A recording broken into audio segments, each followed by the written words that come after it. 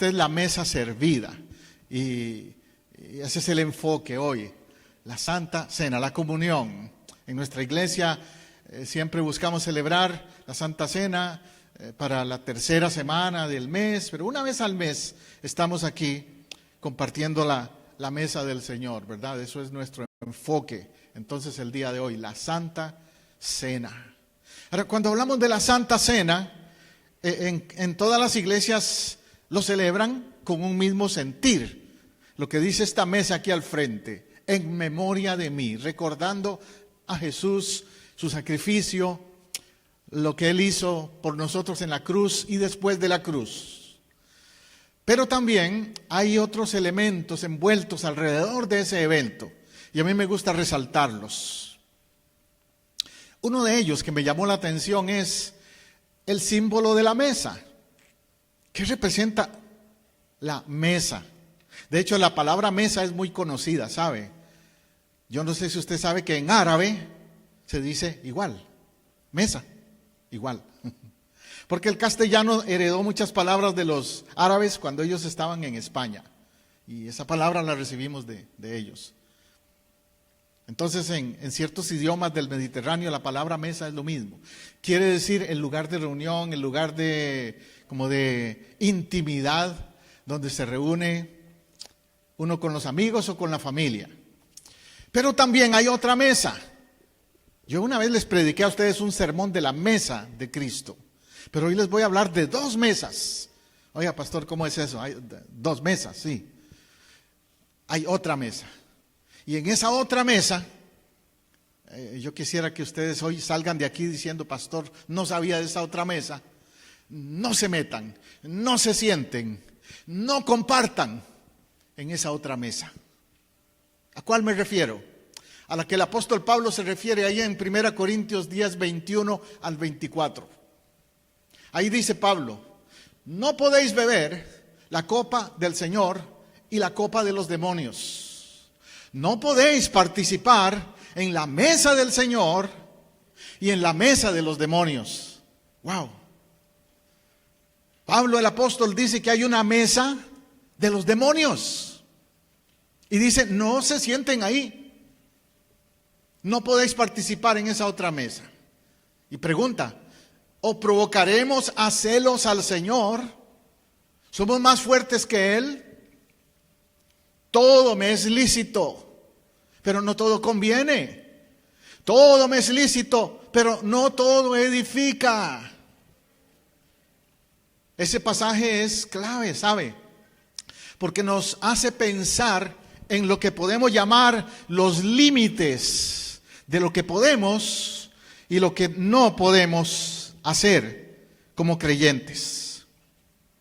En el caso tuyo y mío como iglesia, también tenemos que sentarnos en la mesa del Señor, pero a veces también podemos ser tentados, consciente o inconscientemente, a sentarnos o a participar en la mesa que no es del Señor. Por eso Pablo enfatiza esas palabras.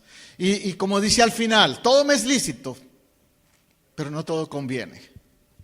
Yo recuerdo en mis comienzos en la vida cristiana, que a veces yo le preguntaba al pastor que tenía en esa época, pastor, ¿qué puedo y qué no puedo hacer como cristiano? ¿Qué es lo que sí y lo que no? Y él siempre me decía, José, mira, no te puedo dar una lista de los sí y los no, pero te voy a decir una cosa, el Espíritu Santo te va a dar convicción cuando está bien y cuando no está bien de algunas cosas. Y aunque la Biblia a veces no da detalles de ciertas cosas, tengo que pasarlo por ese filtro. ¿Me conviene o no me conviene? ¿Ves? Ahí dice, todo me es lícito. Por ejemplo, fumar. Una vez me dijo una persona, pastor, enséñeme en la Biblia donde diga no fumar. Y yo dejo de fumar. Y yo le dije, sí es cierto, no te puedo enseñar ni un solo versículo que diga no fumar. Pero sí te voy a enseñar uno. 1 Corintios 10:24, todo me es lícito, pero no todo conviene. Y entonces le digo, mira, pregúntate, ¿me conviene fumar? ¿Me ayuda a fumar? ¿Me edifica? No, me daña la salud, me va a arruinar los dientes, mal aliento, me va a recortar 10 años de vida según los médicos, me va a hacer mucho daño, no me conviene. Entonces, aunque la Biblia no me diga no fuméis, sí me dice, mira, cuidado, si no te conviene, déjalo. Y así lo puedo aplicar a muchas otras cosas, a relaciones nocivas, negativas con gente que no te edifica. Si no te conviene, déjala o déjalo. Amén. A negocios, a situaciones en la vida donde uno tiene que preguntarse, ¿me envuelvo en esto o lo corto aquí? ¿Ves? Me siento en la mesa de los demonios, en el sentido de me relaciono con lo que no es de Dios, o le corto a eso de una vez. Yo creo que a eso es lo que se estaba refiriendo Pablo cuando dice que hay dos mesas que se nos presentan en la vida. La mesa de Jesús, que es la mesa de la comunión con Él y con los que le siguen a Él, y la mesa de los demonios, que es el ser participante de gente o con gente que no sigue a Dios y seguirles el juego y andar como ellos andan, o reírles lo que está mal, reírles sus chistes o qué sé yo. ¿Ves? Preguntémonos entonces, ¿en cuál mesa me siento? Como ilustración, yo te quiero preguntar hoy, cuando llegas a un restaurante, ¿en cuál mesa te sientas? Yo no sé usted, pero yo soy medio picky, como dicen en eso. Yo cuando entro a un restaurante veo el ambiente y digo yo, ¿cuál mesa está mejor aquí? Aquella. Porque aquella está como más acogedora, está en una área bonita, no hay tanto ruido ahí. No me voy a sentar en la que está a la entrada de la puerta porque entra gente a cada rato. No me voy a sentar en la mesa que esté cerca del baño, tampoco, del restroom, tampoco, no. Entonces uno empieza a observar, ¿cierto? No, me voy a sentar en esta mesa porque es la que está más apropiada. Por diferentes razones, pensará, usted tendrá sus gustos de por qué se sienta en esa mesa cuando va a un restaurante. Pero cierto, ¿verdad? Buscamos una mesa apropiada. Bueno, en lo espiritual preguntémonos, antes de compartir la mesa, en lo espiritual, me pregunto cuál mesa es mejor, la de Jesús o la del diablo. Obvio, alguien dirá, pastor, lógico que la de Jesús, pero a veces, como te digo, sin darnos cuenta, nos sentamos en la mesa equivocada, que esa es la otra ilustración que te iba a poner. ¿Te ha pasado que te sientes en una mesa equivocada en una fiesta? Cuando hacen fiestas, a veces asignan las mesas, ¿verdad? En las bodas o en algunas fiestas, tienen las mesas reservadas. Y ponen un rotulito ahí que dice, esta mesa está reservada, o es de la familia tal, o qué sé yo. Y uno a veces entra ahí todo tranquilo, como si nada, y se sienta, y de pronto dice, ay, mira, reservada, o la familia tal, y aquí no soy yo, o qué feo es que llegue el camarero, o el encargado del restaurante o de la fiesta, y te diga, disculpe señor, pero esta mesa está reservada, tiene que moverse, esta mesa es de alguien más. Incómoda esa situación, ¿no? Y a veces son, no, pero ¿por qué no? Están discriminando. No, es que había un arreglo. La mesa estaba asignada. Pues déjame decirte que en el caso de Jesús, Él tiene una mesa reservada para ti y estás invitado. Tiene tu nombre. Tú puedes venir y decir, Jesús me invitó en esta mesa, la mesa de la comunión. Estás invitado. Eres parte de ella, eres parte de ella. Pero a Dios le interesa también en qué mesa te sientas, con quiénes la compartes y qué aceptas comer. No solo que te sientes, sino también el tema va por ahí también. El tema va porque ¿qué hago en la mesa? ¿Cómo me comporto en la mesa también? Espiritualmente hablando. Claro, hay reglas de ética en la mesa, ¿no? De modales. Yo creo que a todos nos ha pasado, ¿verdad? Que mi mamá era una que deje de sonar la boca. Así no se coge el tenedor. Siéntese bien. Use la servilleta. Así era mamá, no sé usted, pero así era mamá. Y las esposas a veces también, a los hombres sobre todo, los hombres somos muy, decimos en mi país, chapuceros, eso quiere decir descuidados en la mesa. Y nos tienen que corregir. Dios a veces también nos corrige y nos dice, mira, tú no estás actuando bien en la mesa. Cuando estás en la mesa mía, con los de la iglesia, tienes una conducta. Y cuando estás en la calle, cuando estás con tus amigos, en la calle, en otros ambientes, te portas diferente. Y como que se te olvida que estás en comunión conmigo. No puedes estar así jugando entre dos mesas. ¿Me está siguiendo entonces lo que quiero decir? El Salmo 1:1, el Salmo primero dice, bienaventurado el varón, aunque se aplica a la mujer también. Recuerde que la palabra hebrea para varón en el Génesis es varón y varona. Es para los dos. Entonces, bienaventurado el varón y varona que no anduvo en consejo de malos, ni estuvo en camino de pecadores, ni en silla de escarnecedores se ha sentado.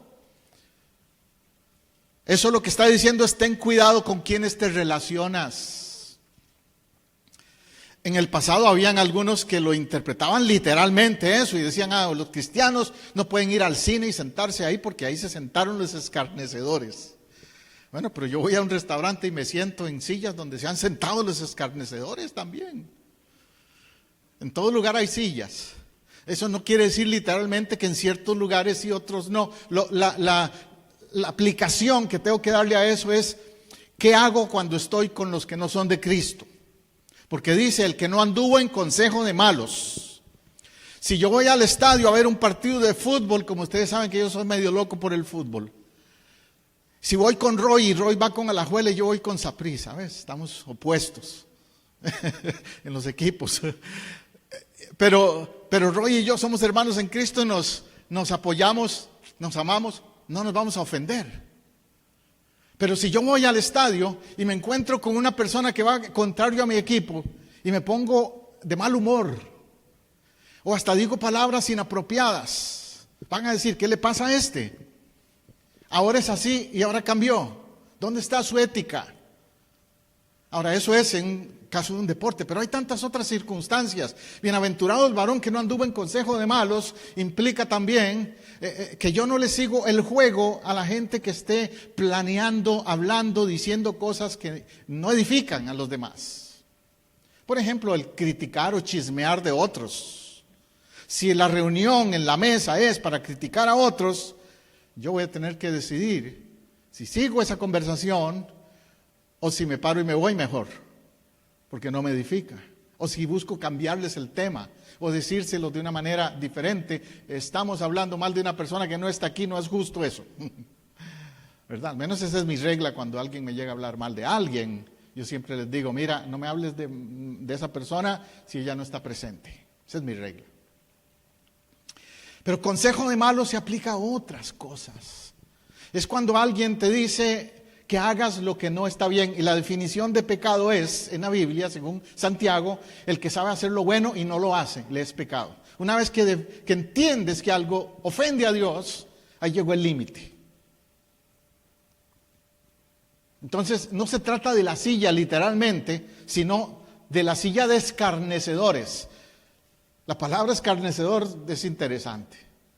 Es uno que le quita la piel a algo, a un animal, por ejemplo. Pero también hay quienes le quitan la piel a la gente. Como le digo, el chisme, la crítica, están despellejando a fulano. ¿Verdad? ¿Ha oído usted esa expresión? Entonces, no te sientes en silla de los que les gusta despellejar a otros, sino de los que les gusta bendecir a otros y edificar a otros. Esa es la regla. También se aplica al área espiritual, porque Pablo aquí está hablando, no te sientes en la mesa de los demonios.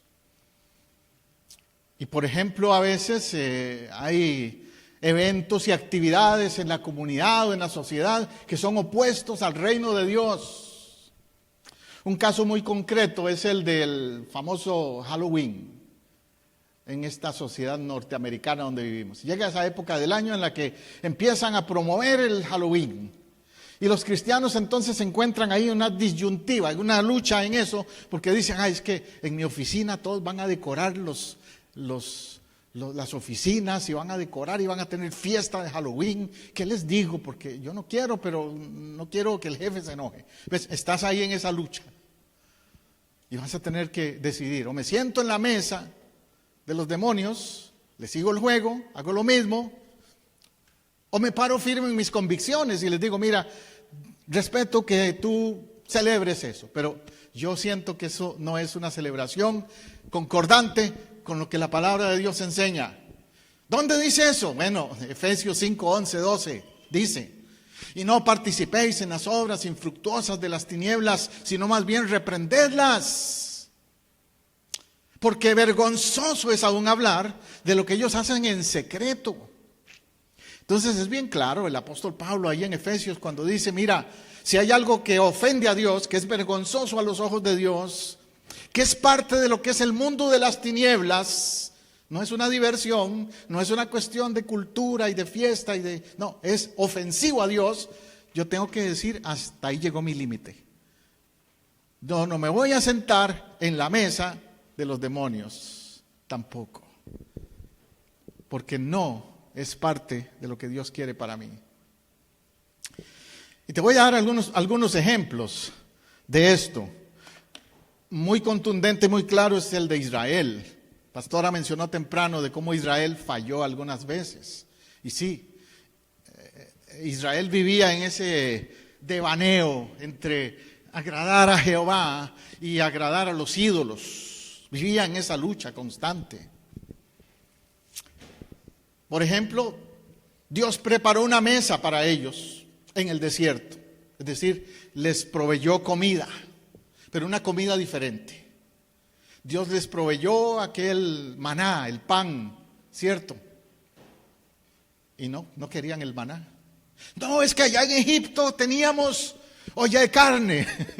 Allá en Egipto teníamos muchos manjares y Moisés nos quiere a puro maná.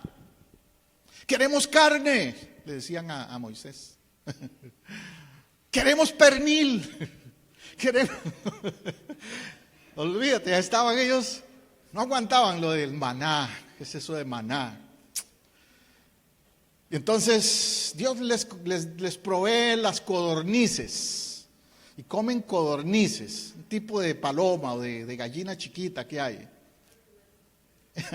Pero ellos tenían esa lucha. Dios les tuvo que cambiar la dieta, porque estaban acostumbrados, eran carnívoros los israelitas. ¿Cuántos sé que hay carnívoros? No levante la mano, pero yo sé que nos cuesta, ¿verdad? En eso, a veces. Y cuando salieron de Egipto, entonces, ellos tuvieron que pasar por una desintoxicación de la carne. Imagínate, tantos años en Egipto a puro carne. Ahora con el maná. Wow. Tuvieron que desintoxicarse. Es como cuando alguien hace dietas, ¿verdad? Al principio es una lucha, porque el cuerpo pasa esa batalla de la desintoxicación de las toxinas. Y al menos sabemos que la carne, muy en especial ciertas carnes, algunas más que otras, pero la carne roja, la carne de cerdo, las chuletas, todo eso trae que mucho toxinas. Ay, sí, yo sé, pero hay que desintoxicarse de eso. Ahora, nosotros, en lo espiritual también, venimos del mundo. Estamos acostumbrados a digerir lo que el mundo nos da. Por ahí es que te quiero ilustrar la cosa. Cuando éramos no cristianos, dejábamos que la mente nuestra se llenara de lo que fuera. La dieta espiritual del alma era: come lo que quieras. Puedes ver lo que quieras en la calle, en la televisión, en el internet, por lo que sea. Métele lo que quieras a tu mente. Y cuando uno viene a Cristo, la cosa tiene que cambiar también, así como con la comida. Uno tiene que entonces decirle a la mente, te voy a tener que someter a una dieta espiritual. Por eso, por ejemplo, el año pasado y antepasado, que como iglesia decidimos tener los 21 días de ayuno, ¿recuerdan? Y Algunos hermanos me dijeron, pastor, yo no puedo ayunar de comida todo el tiempo, pero se vale, se puede hacer una dieta de las redes sociales, pastor. Y es bien interesante que en realidad sí, es buena idea, que a veces se necesita también hacer una dieta de las redes sociales, del internet, de la televisión, de todo eso. ¿Por qué? Porque todo eso también a veces no nos deja crecer espiritualmente. Al menos si no lo manejamos bien. No digo que nunca use internet o televisión, no. Pero que si en alguna manera te está estorbando, a veces habrá que ponerle límites también. Amén. Israel pasó por eso. Primera de Juan 2:16 dice, todo lo que hay en el mundo, los deseos de la carne, los deseos de los ojos y la vanagloria de la vida, no proviene del Padre sino del mundo. Ponga atención a eso. Juan dice que el mundo tiene un menú, como un tipo buffet. Yo sé que te va a dar hambre, pero te acuerdas del Golden Corral y todos esos lugares, ¿verdad? Que ahí está eso, que uno no sabe ni por dónde empezar. Y dicen que uno come con los ojos, porque ya uno dice, ay, ya con solo ver ya me llené. Pero es que es demasiado. Pues así es lo espiritual, así es el pecado también. Satanás te dice, mira, aquí te sirvo este buffet. ¿Qué quieres? Y él sabe tus debilidades. Ok, drogas.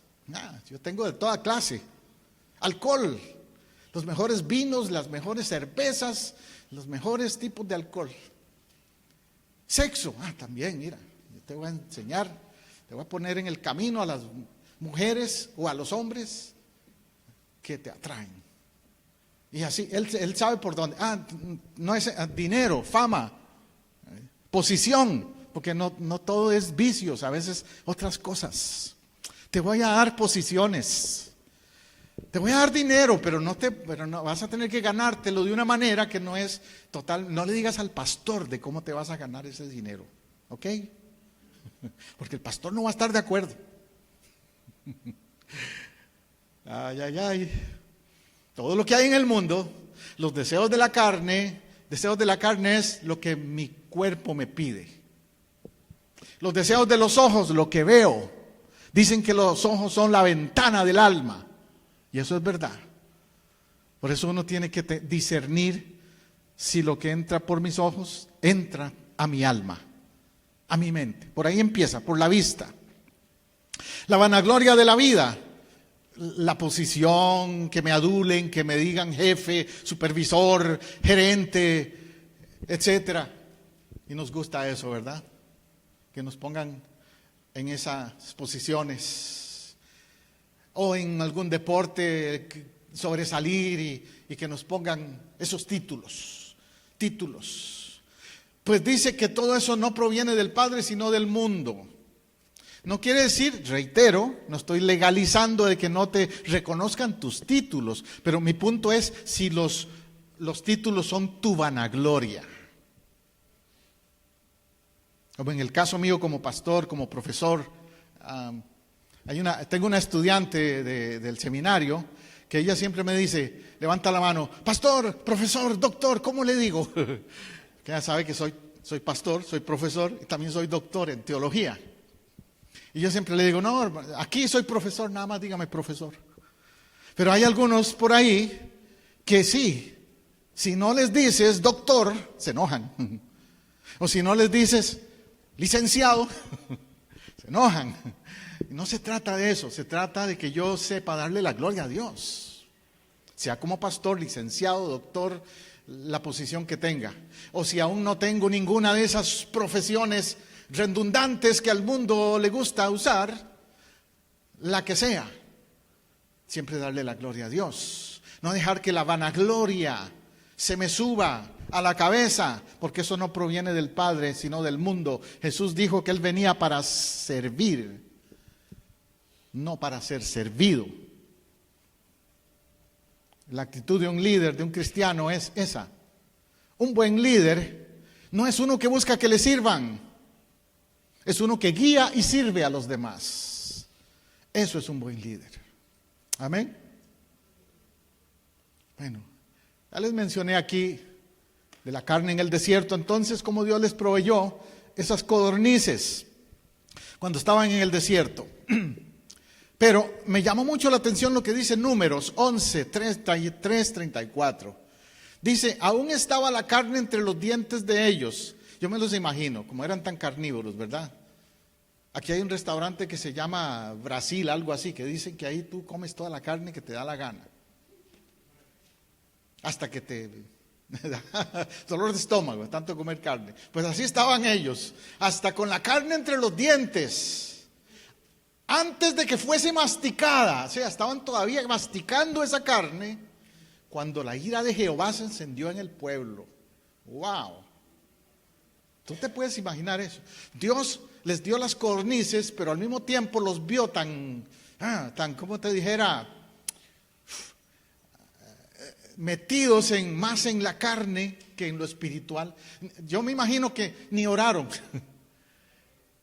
Apenas vieron las codornices, se les tiraron encima a devorarlas. Una glotonería.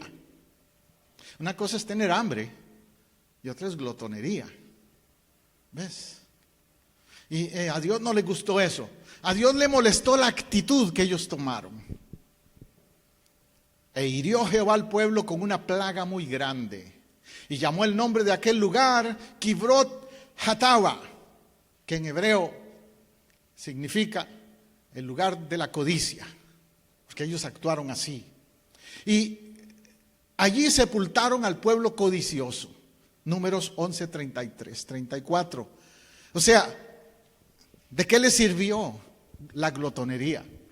¿De qué le sirvió darle rienda suelta a su apetito carnal, en ese caso con la comida, si al final terminaron muertos? Y lo mismo se aplica al pecado en todas sus formas. ¿De qué nos sirve darle rienda suelta al pecado? Decir vivo como quiera. Hay una frase que usaban los filósofos griegos: comamos y bebamos, que mañana moriremos. Y algunas personas viven así. Dicen, yo le voy a dar gusto, rienda suelta a todos mis apetitos, todos mis gustos en la carne. Pero al final terminan mal, sepultados como un pueblo codicioso, como un pueblo codicioso. Israel tuvo que aprender una gran lección. Israel fue rescatado de Egipto, vio milagros de Dios, sin embargo, no llegaron a la tierra prometida, murieron en el desierto. ¿Por qué? Por su codicia, por su glotonería.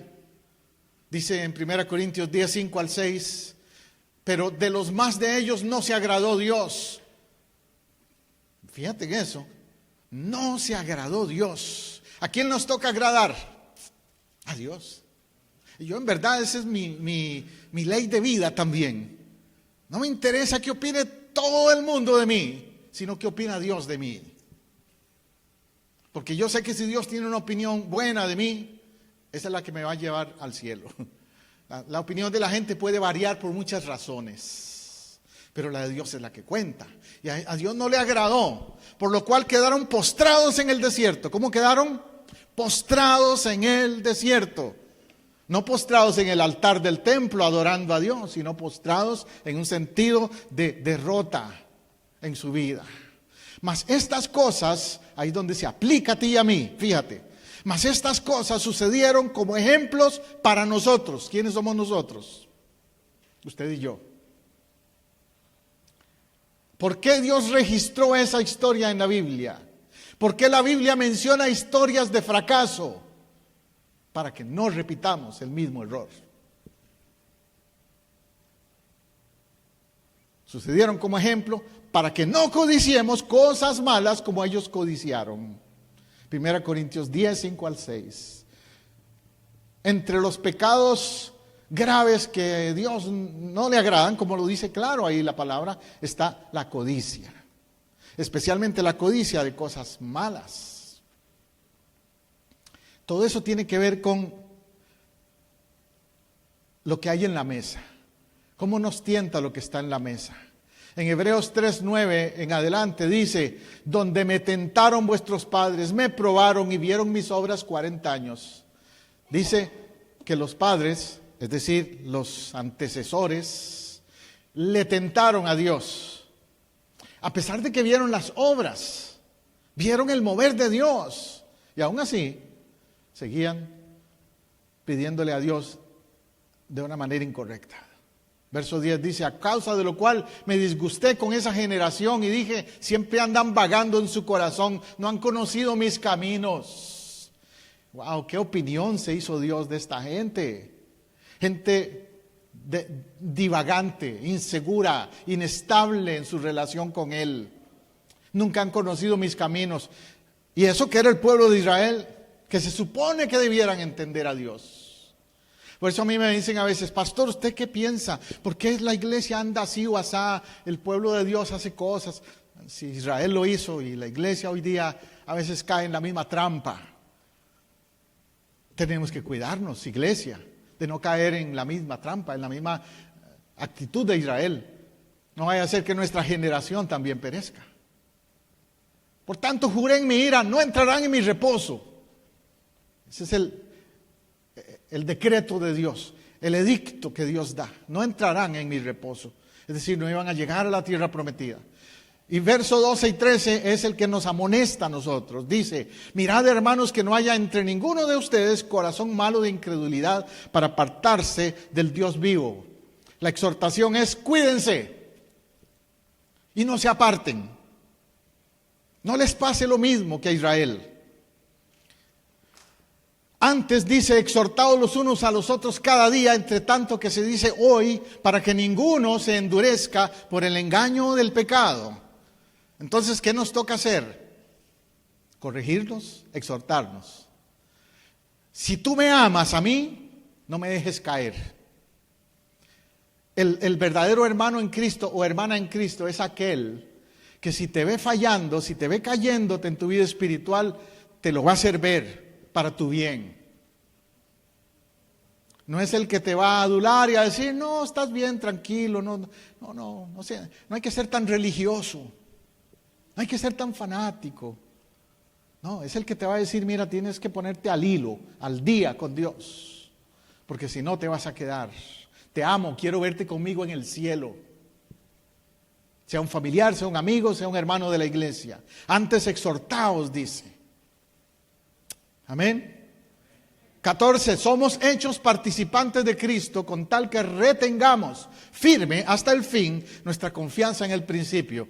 Allá Pablo dice que hay que estar firme y retener hasta el fin. Nuestra iglesia es una iglesia de teología de gracia, pero no es una gracia barata. La gracia hay que apreciarla y cuidarla y mantenerla. Nuestra iglesia es una iglesia en la que creemos que la salvación se pierde si se descuida. Usted me dice, pastor, ¿dónde dice eso? Pues te lo acabo de leer. Ahí dice que somos hechos participantes de Cristo con tal que retengamos firme hasta el fin esa confianza. No se puede dejar de lado, descuidar. Hay que mantenerse firme. ¿Te acuerdas aquel corito o himno? Más bien un himno famoso que dice, firmes y adelante, huestes de la fe. Tal vez los jovencitos aquí no lo conocen, pero es una alabanza, un himno famoso. Habla de estar firme. Entonces, aunque la mesa sea tentadora, yo tengo que saber en cuál mesa estoy. ¿Cómo es la mesa tentadora? La Biblia enseña que el mundo ofrece manjares. Veneno disfrazado de manjares. Es como hablando de esto de restaurantes, y no voy a mencionar nombres porque después me hacen demandas. Pero sabemos que hay algunos restaurantes que en la televisión ponen unos comerciales que hasta que se te hace la boca agua cuando ves esos comerciales. Pero que también se han visto envueltos en casos donde se ha intoxicado la gente y hasta muerto algunos. Porque aparentemente son manjares, pero estaban mal manejada la comida. Aquí nuestra hermana Joali sabe de eso, ¿verdad? Porque ella está estudiando para ser chef. La comida hay que saberla, ¿verdad? Lavar, cuidar. Tiene tiempo en que ya no se puede usar ciertas cosas. Y si se mal maneja la comida, te van a entrar bacterias y te vas a ver en problemas muy serios. Hasta te dan un certificado de que sabes hacerlo. Si no, no te dan el título de chef. Pues así es el mundo. Satanás te va a ofrecer cosas que Satanás sabe que son veneno, pero te lo pinta agradable, bonito. Ahí te he puesto, por ejemplo, el alcohol, ni qué decir de las drogas. El cigarrillo en la época de los 50, los 60, se veía cool el que andaba con un cigarrillo por ahí.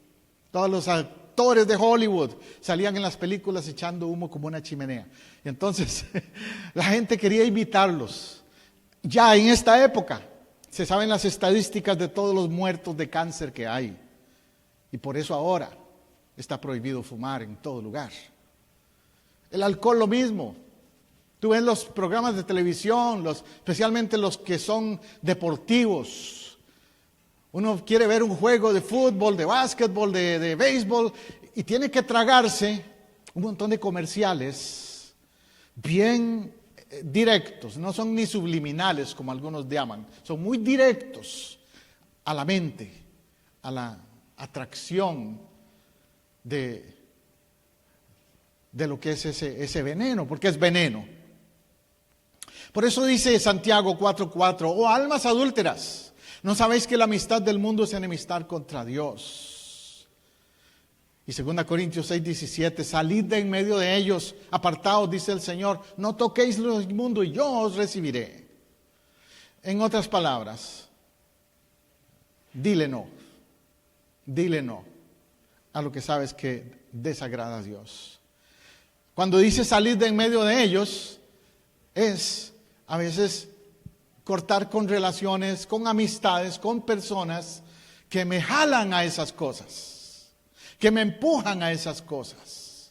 Mejor salir de en medio de ellos, ¿verdad?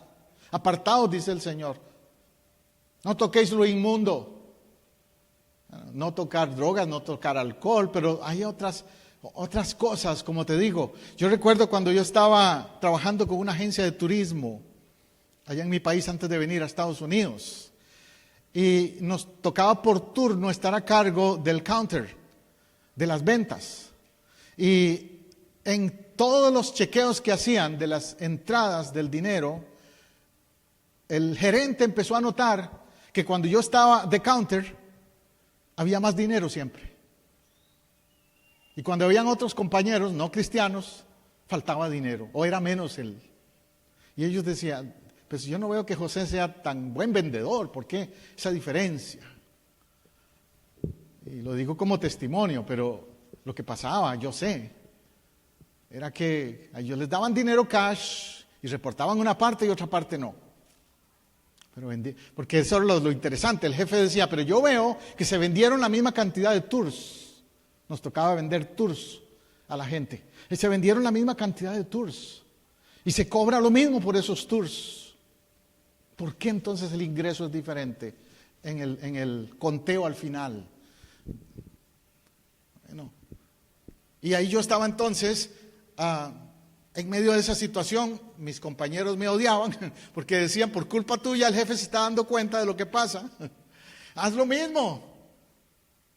Y me provocaban, me tentaban con eso. Haz lo mismo.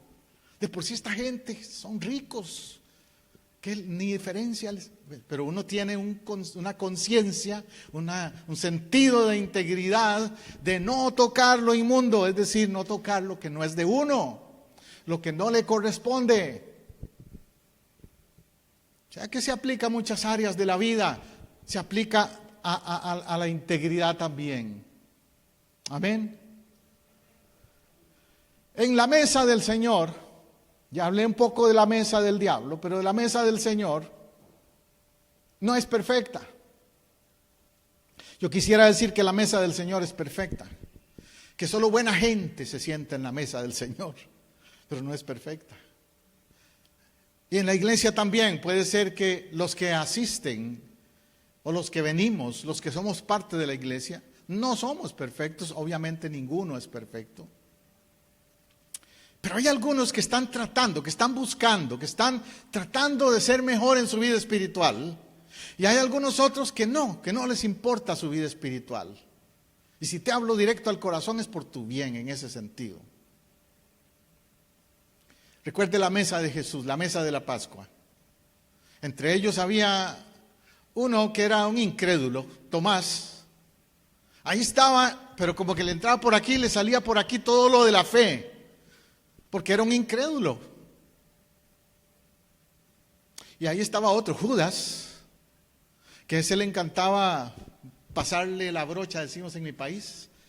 Es decir, adular a la gente, a los líderes, pero era hipócrita. Era ese que daba besos hipócritas, ¿verdad? Hay gente así lamentablemente en la sociedad, y aún en la iglesia, que dan besos hipócritas. Y Judas era de ellos. Me imagino en aquella noche, ¿verdad? Cuando Jesús los reúne en la Pascua, antes de la crucifixión, y él estaba ahí preocupado por la bolsa. La Biblia dice que él se preocupaba por la bolsa, es decir, el dinero, pero no se preocupaba por lo espiritual, por lo que Jesús les estaba enseñando acerca de la misericordia, del perdón, del amor, y todo lo que Jesús les dijo tampoco le entraba a Judas. Estaba en la mesa, pero no era de la mesa. Tenemos que tener cuidado y preguntarnos, ¿estoy yo en la mesa y soy de la mesa? ¿Me identifico con lo que es la mesa del Señor de verdad? ¿O hay otros motivos para mí de venir a la iglesia? No he entrado a la mesa. Jesús mismo fue tentado por el diablo, por cosas que le podía ofrecer fuera de la mesa espiritual. En este contexto es donde encontramos que el diablo le lleva al desierto, ¿verdad?, para ser tentado. Y después de haber ayunado 40 días, 40 noches, sintió hambre y se le acercó el tentador. Es interesante cómo Israel estuvo 40 años en el desierto y Jesús está 40 días y 40 noches en ayuno y oración. Para mí es como simbólico de que Jesús viene a restaurar lo que Israel no pudo hacer, aguantar, ser fiel. Sintió hambre. ¿Quién no va a sentir hambre con 40 días y 40 noches? Ahí sí que está duro eso, ¿verdad? Y se le acercó el tentador. Usted sabe que ese es uno de los títulos o de los nombres que el diablo tiene. El tentador. La Biblia lo llama mentiroso. La Biblia lo llama engañador. La Biblia lo llama tentador. Es uno de los títulos. Porque ese es su trabajo también. Y él le dice a Jesús, di que estas piedras se conviertan en pan. Y Jesús le dijo, escrito está, no solo de pan vivirá el hombre, sino de toda palabra que sale de la boca de Dios. Pero al tentarle con el pan, ¿qué representa eso? La necesidad física. Todos necesitamos comer. El pan representa. Y a veces hay personas que cuando están en una situación de desempleo, sin dinero, pueden caer en la tentación de hasta de robar. Porque es una necesidad primordial, el pan. Y Jesús se aguanta eso y le dice, no solo de pan vivirá el hombre. Es decir, hay algo más que lo físico. No solo de pan, hay algo más que lo físico. Hay una necesidad espiritual. Y a veces el ayuno se hace con ese propósito. Yo no sé cuántos de ustedes han ayunado, por lo menos 1 o 2 días o 3. Quizás no muchos, pero le animo a que lo haga de vez en cuando.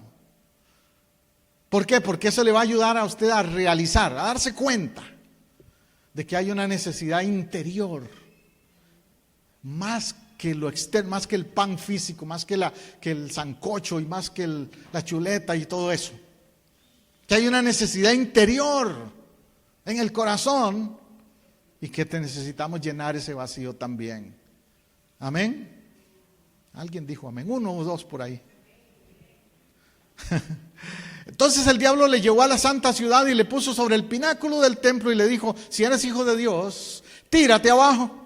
Pues está escrito: a sus ángeles mandará cerca de ti, en sus manos te sostendrán, para que no tropieces con tu pie en piedra. Y Jesús le respondió: escrito está, no tentarás al Señor tu Dios. Entonces aquí le lleva a otro nivel de tentación. Este Satanás de veras que es astuto, porque él sabe dónde apretar el botón, en qué áreas, y lo hace contigo también y conmigo. Y aquí en este caso le habla de la tentación del poder. Tú tienes poder, Dios te puede aguantar, no te vas a matar si te tiras de acá.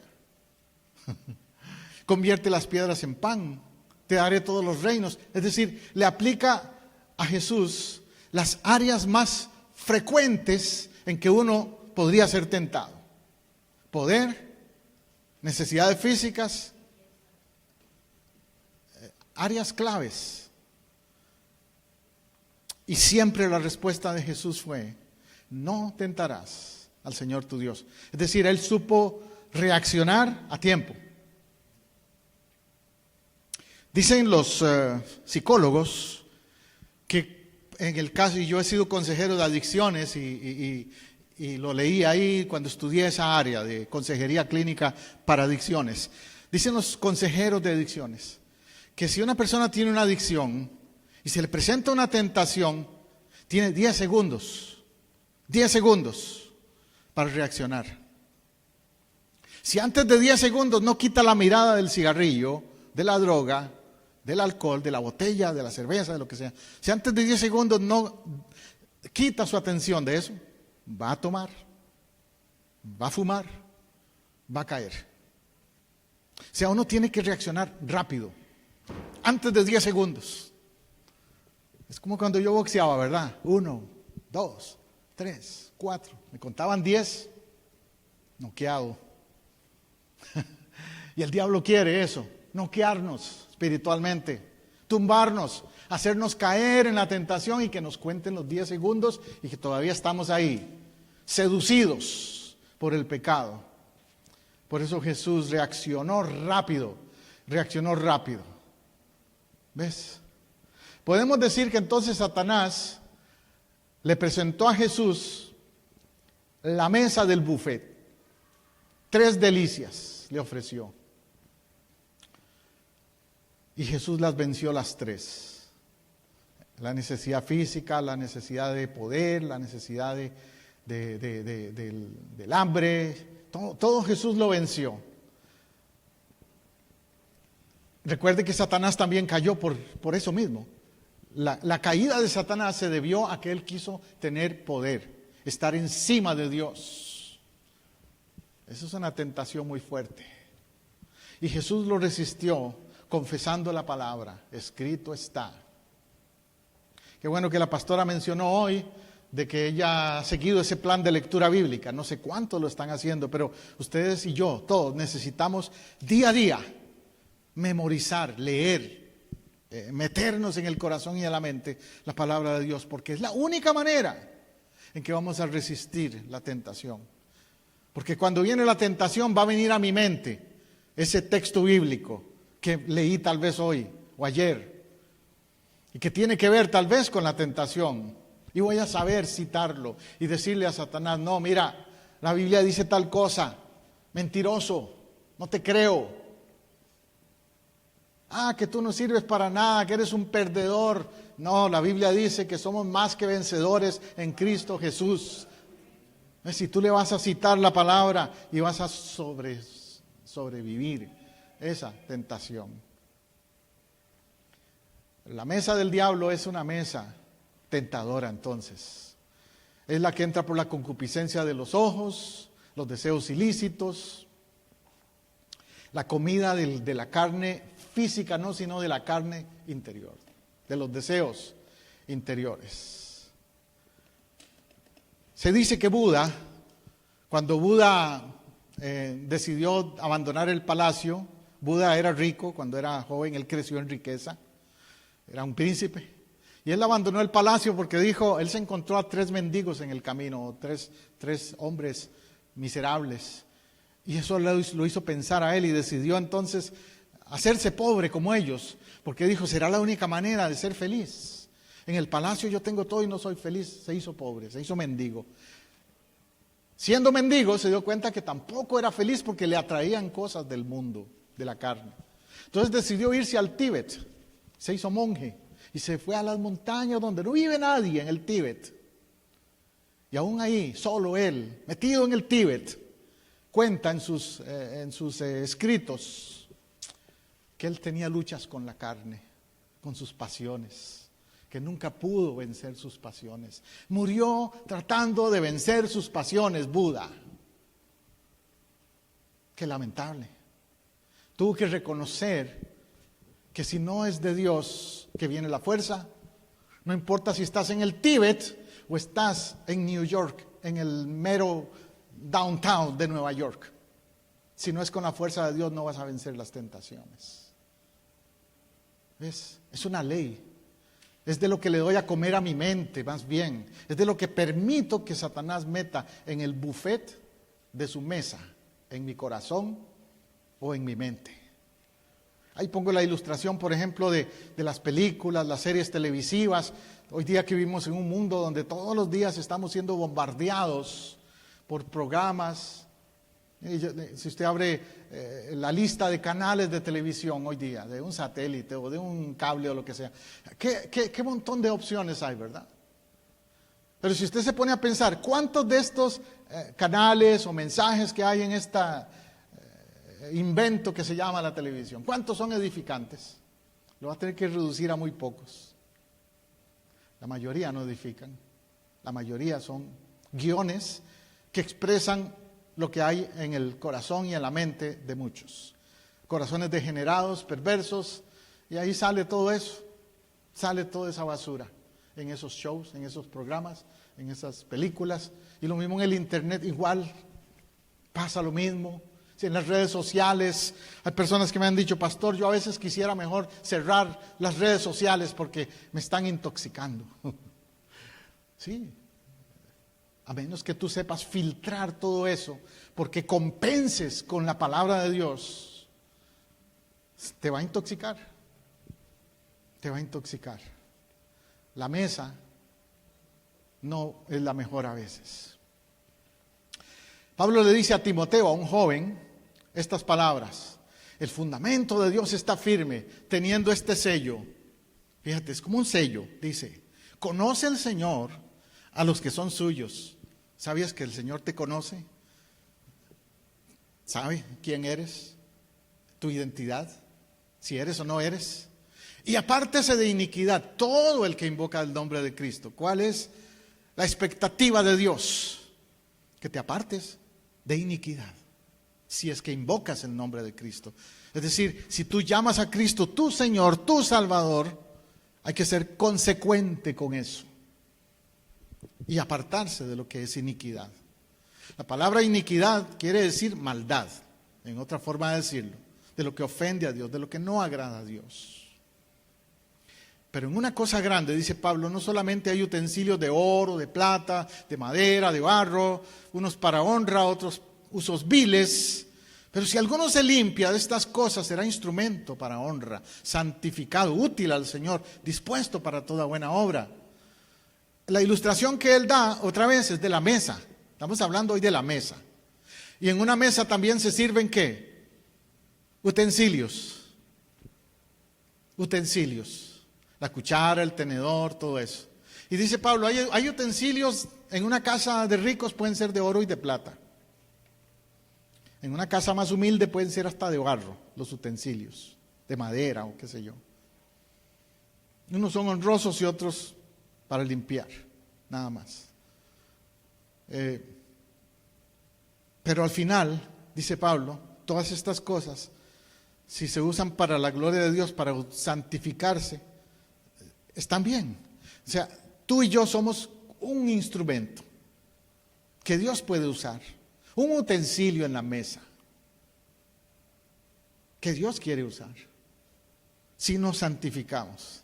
Recuerde que la la iglesia nuestra, la iglesia del Nazareno, tiene como énfasis primario en su doctrina la santificación.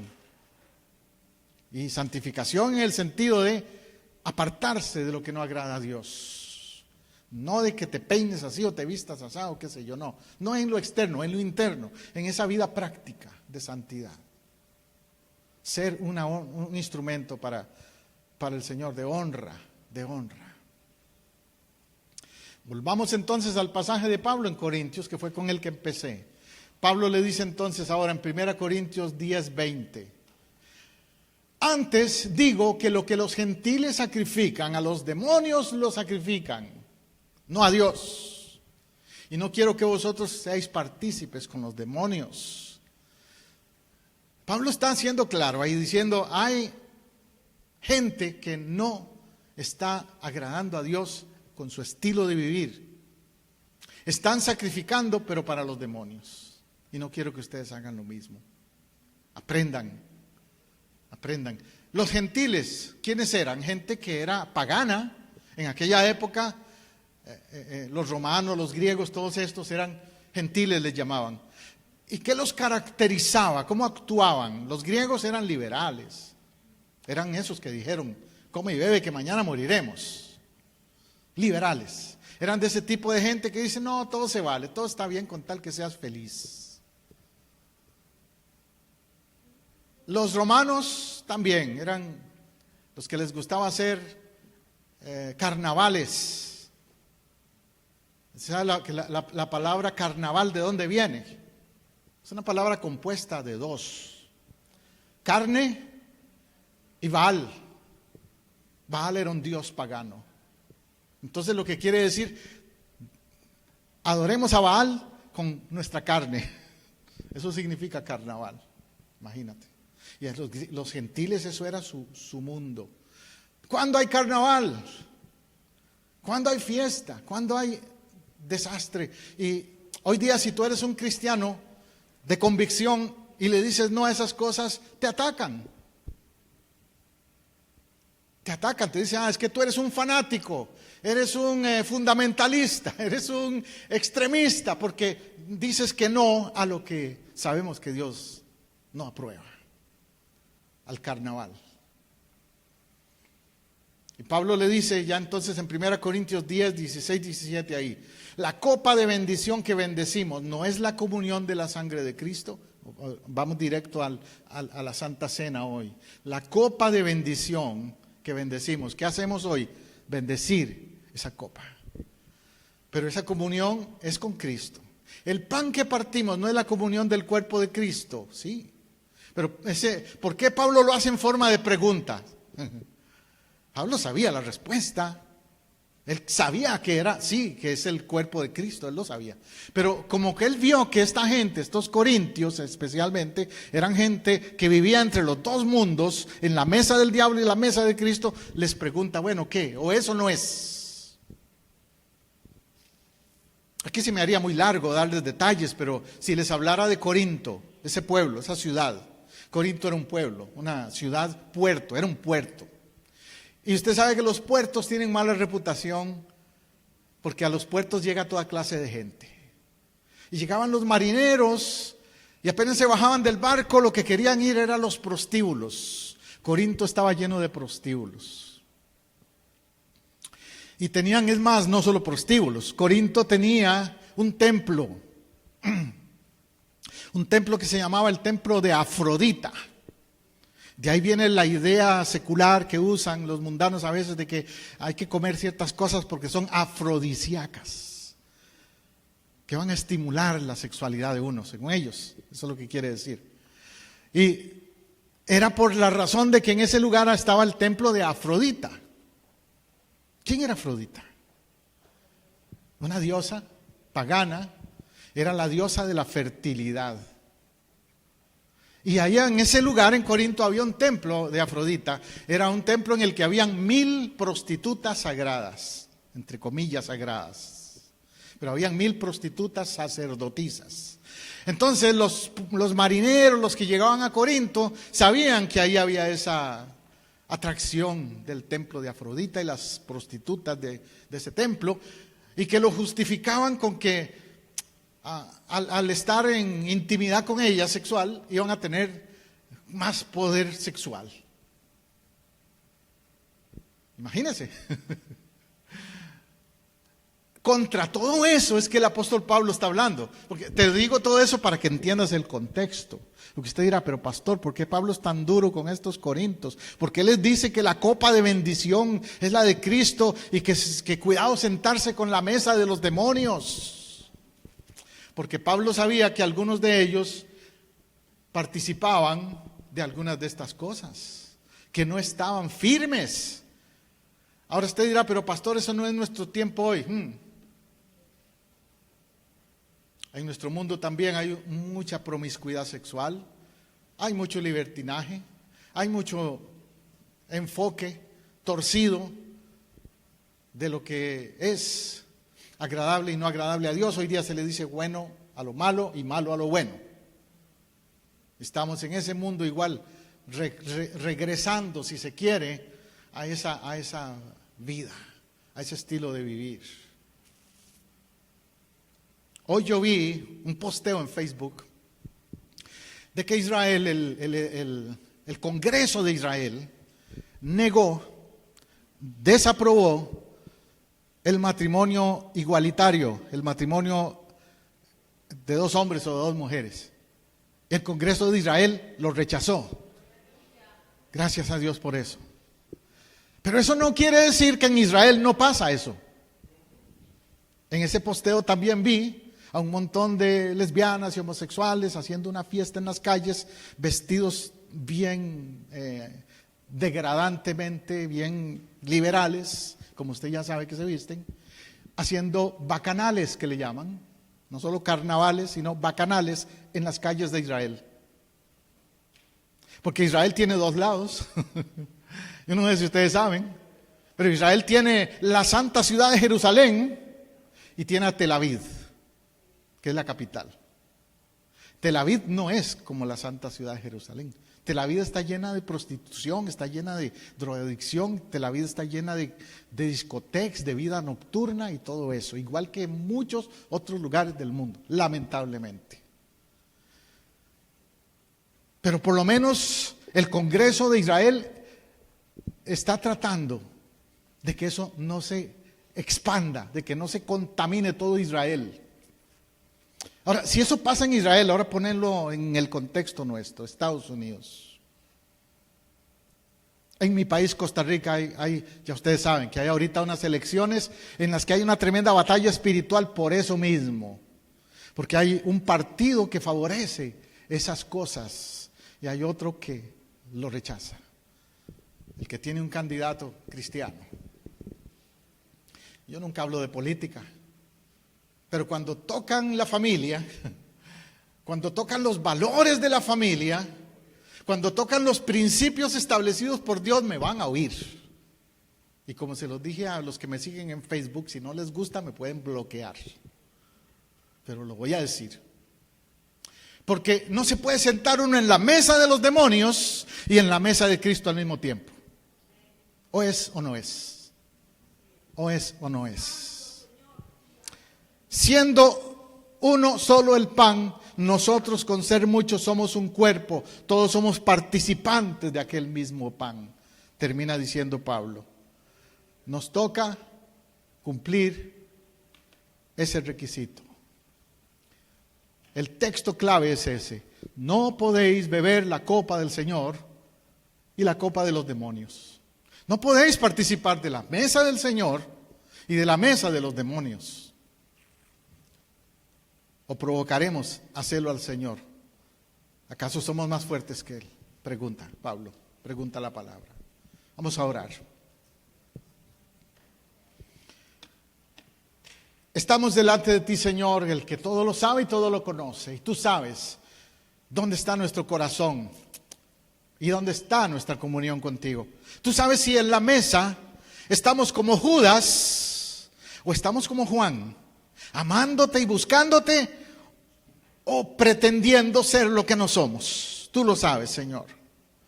Hoy queremos que nos examines y nos ayudes, Señor, a ser participantes de tu mesa, pero con un corazón limpio, con una disposición, Señor, a buscar santidad, a renunciar a lo que sea iniquidad, pecado, en cualquier forma. Puede ser que en cada uno de nosotros esas cosas son diferentes. Mi forma de pecar tal vez no es la misma de otro más.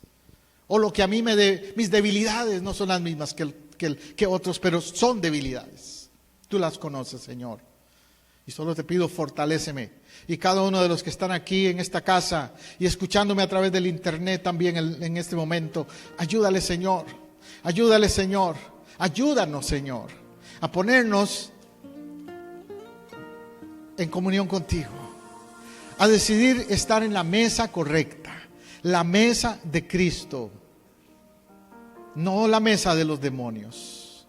Si tú has escuchado este mensaje hoy, Dios te ha hablado. Dios te ha hablado a ponerte en línea con Él. Dios te ha hablado a renunciar a cosas que le están haciendo daño a tu vida. Yo te invito a que levantes tu mano o pases aquí al altar, vengas aquí al frente si es necesario. Pero que hoy hagas un alto, un stop a lo que sabes que no agrada a Dios, para que puedas pasar y participar de esta mesa, de la comunión, con un corazón limpio. Vamos a escuchar una alabanza que los hermanos de Arras tienen.